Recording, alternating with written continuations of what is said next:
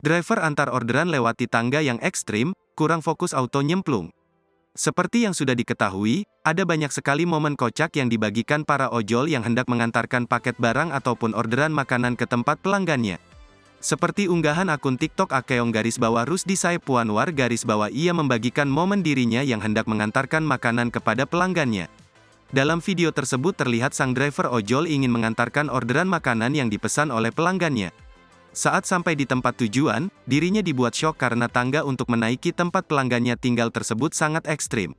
Terlihat tangga yang ada terputus, dan hanya menggunakan semacam kawat besi yang menempel di tembok. Kawat besi yang ada pun hanya terdapat 2 buah. Namun dirinya pun akhirnya memberanikan untuk melewati 2 kawat besi itu untuk akhirnya disambung dengan tangga lainnya sambil menenteng orderan makanan yang telah dipesan. Pada akhirnya driver tersebut berhasil melewati tangga ekstrim itu dengan selamat.